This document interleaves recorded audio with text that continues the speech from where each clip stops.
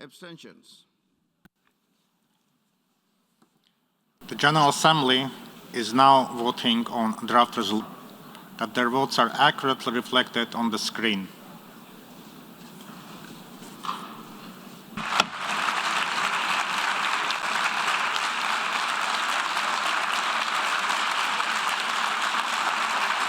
The result of the vote is as follows. In favor, 141, against 5, abstentions 35. Draft resolution A/ES/11/L1 is adopted. The message of the General Assembly is loud and clear. End hostilities in Ukraine now. Silence the guns now. Open the door to dialogue and diplomacy now. The territorial integrity and sovereignty of Ukraine must be respected in line with UN Charter. We don't have a moment to lose. The brutal effects of the conflict are plain to see. But as bad as the situation is for the people in Ukraine right now, it threatens to get much, much worse. The ticking clock is a time bomb. I'm also deeply concerned with its potential consequences for regional and global peace and security and the world struggling to recover from COVID. Today's resolution reflects a central truth. The world wants an end to the tremendous human suffering in Ukraine. Today, the world has spoken with a clear, united voice.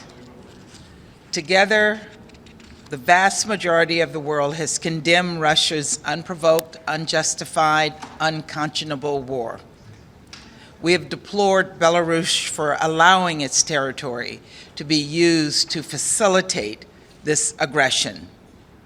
We have affirmed Ukraine's sovereignty and territorial integrity. We have demonstrated that Russia is isolated and alone. And that's the cost, that the costs will keep rising until Russia relents. The message in this resolution is very, very clear, and the voting pattern is very, very clear. Russia stands isolated. Russia has been asked by the world to pull back, stop the aggression, and seek diplomacy instead of war. It's a defining day, as I said in my statement. I'm happy to report, or rather to confirm what you saw with your own eyes. The United Nations is still alive and going through the process of catharsis. I believe in the United Nations.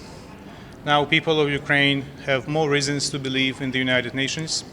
In spite of the horrific actions by the criminal regime of Putin, we still believe that there are citizens of Russia who maintain their dignity. So when you tell me that Russia voted against, it's Putin's regime, criminals from Russia who voted against. It is regime of Belarus who voted against, because there are wonderful Belarusian people who also fight for their freedom.